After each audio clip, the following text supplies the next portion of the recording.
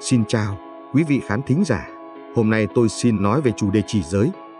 Trì giới là giữ giới mà được hạnh phúc là một khái niệm trong đạo Phật, nhấn mạnh tầm quan trọng của việc giữ gìn giới luật để mang lại sự an lạc và hạnh phúc cho bản thân và cộng đồng. 1. Trì giới là gì? Chỉ có nghĩa là giữ gìn, thực hành. Giới là những nguyên tắc đạo đức, quy tắc sống nhằm giúp con người tránh làm điều sai trái, giữ tâm trong sạch và tạo sự hòa hợp với người xung quanh. Trong Phật giáo, trì giới có nghĩa là giữ gìn các giới luật mà Đức Phật đã dạy nhằm mục đích đạt được sự thanh tịnh về thân, khẩu và ý. Các giới luật này không phải là những điều ép buộc mà là những hướng dẫn để đạt được hạnh phúc lâu dài. 2. Tại sao trì giới mang lại hạnh phúc? Giúp tâm thanh tịnh. Khi giữ giới, chúng ta tránh làm điều sai trái, không bị cắn rứt lương tâm, từ đó tâm hồn được an vui. Tạo mối quan hệ tốt đẹp. Giữ giới giúp ta sống hòa hợp, không làm tổn thương người khác, từ đó xây dựng mối quan hệ chân thành, hạnh phúc. Đem lại phước báo. Theo luật nhân quả, khi không làm điều ác, ta sẽ tránh được nghiệp xấu, từ đó cuộc sống an lành hơn. Người Phật tử tại gia thường thực hành 5 giới cơ bản. 1. Không sát sinh, không giết hại bất kỳ sinh mạng nào.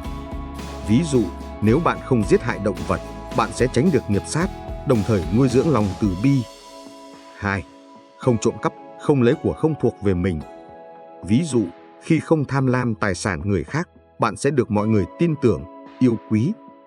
3. Không tà dâm, không ngoại tình, không làm tổn thương người khác qua quan hệ tình cảm. Ví dụ, sống chung thủy với người bạn đời, giúp gia đình ấm êm, hạnh phúc.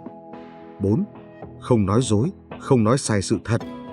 Ví dụ, khi nói thật, bạn được người khác tin tưởng và tôn trọng, tránh hậu quả từ lời nói dối. 5.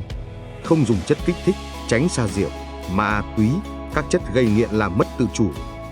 Ví dụ, nếu không uống rượu, bạn giữ được sức khỏe, tỉnh táo, tránh gây hại cho mình và người khác. Một số hành giả tại gia thực hành thập thiện, 10 thiện. 1. Không có sát sinh. 2. Không trộm cắp. 3. Không tà dâm. 4. Không nói dối. 5. Không nói lời thêu dệt. 6. Không nói lời độc ác. 7. Không nói lời gây chia rẽ. 8. Không tham lam. 9. Không hận thù. 10. Không si mê. Chúng ta có thể ứng dụng thập thiện trong đời sống thường ngày. Khi đi làm, không tham nhũng, không gian dối, bạn được đồng nghiệp yêu quý, cấp trên tin cậy.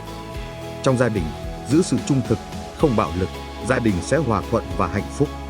Trì giới không chỉ mang ý nghĩa tu tập trong đạo Phật mà còn là cách sống đạo đức, đem lại hạnh phúc cho bản thân và mọi người. Hãy hiểu trì giới như một kim chỉ nam, giúp bạn sống an vui, thanh thản và tạo dựng một cuộc sống tốt đẹp hơn. Nếu bạn thực hành giữ giới với lòng chân thành, bạn sẽ cảm nhận được sự chuyển hóa kỳ diệu trong tâm hồn và cuộc sống của mình. Lợi ích thực tế của việc trì giới. Khi giữ giới, bạn sống ngay thẳng, không lo sợ hậu quả từ hành động sai trái của mình. Điều này giúp tâm an lạc, giảm lo lắng và căng thẳng. Ví dụ, một người kinh doanh có giữ giới, không gian lận, sẽ không phải lo bị phát hiện, từ đó tâm lý vững vàng hơn. Người giữ giới thường được xã hội tin tưởng và kính trọng. Họ sống có đạo đức và không làm tổn hại đến người khác. Ví dụ, một người không nói dối, luôn được mọi người tín nhiệm trong công việc và các mối quan hệ. Theo luật nhân quả, mỗi hành động xấu sẽ tạo ra nghiệp xấu. Giữ giới là cách để giảm nghiệp xấu và tích lũy phước lành. Ví dụ, không sát sinh, giúp bạn tránh được quả báo xấu trong tương lai, đồng thời nuôi dưỡng lòng từ bi, tăng trưởng phước đức. Giữ giới giúp bạn biết kiềm chế tham, sân, si, từ đó phát triển trí tuệ và lòng từ bi. Ví dụ, khi không trả đũa người làm hại mình, nghĩa là giữ giới không sân hận, bạn học được cách tha thứ và nhìn mọi việc nhẹ nhàng hơn. Làm thế nào để trì giới trong cuộc sống hiện đại? Giới luật không phải là sự áp đặt hay giới hạn tự do, mà là kim chỉ nam, giúp bạn sống tốt hơn. Hiểu rằng giữ giới không chỉ vì bản thân, mà còn vì lợi ích của người xung quanh. Trong cuộc sống hiện đại, đôi khi ta gặp tình huống khó xử. Ví dụ, việc không nói dối có thể gây tổn thương người khác. Trong trường hợp này, bạn cần dùng trí tuệ để chọn cách nói phù hợp mà không tổn hại đến sự thật hay lòng tin. Nếu bạn thấy việc giữ trọn vẹn 5 giới khó, hãy bắt đầu với một giới đơn giản nhất và thực hành từ từ. Ví dụ, bắt đầu bằng việc không sát sinh, ít nhất là ăn chay một ngày trong tuần, hoặc tránh nói dối trong các tình huống quan trọng. Thiền định giúp bạn kiểm soát tâm ý, tránh những hành động sai lầm. Kết hợp thiền với trì giới sẽ mang lại hiệu quả cao hơn. Một số câu chuyện minh họa ý nghĩa của trì giới. Câu chuyện 1. Người nông dân giữ giới vào vụ mùa bội thu. Một người nông dân nghèo, dù gặp hạn hán nhưng vẫn giữ giới không sát sinh. Ông không dùng thuốc diệt côn trùng mà tìm cách tự nhiên để bảo vệ mùa màng.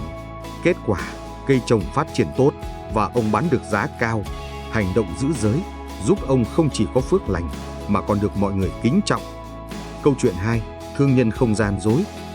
Một thương nhân luôn giữ giới, không nói dối trong kinh doanh. Khi khách hàng hỏi về sản phẩm, ông luôn nói sự thật, dù có lúc phải chịu lỗ. Lâu dần, mọi người tin tưởng và chỉ mua hàng của ông, giúp công việc kinh doanh ngày càng phát đạt. Thử thách thường gặp khi trì giới và cách vượt qua. Thử thách 1 là sự cám dỗ. Trong cuộc sống hiện đại, chúng ta dễ bị cám dỗ bởi tiền bạc, quyền lực hoặc lợi ích ngắn hạn. Giải pháp nhắc nhở bản thân về hậu quả của việc phá giới là nhân quả và lợi ích lâu dài của việc giữ giới.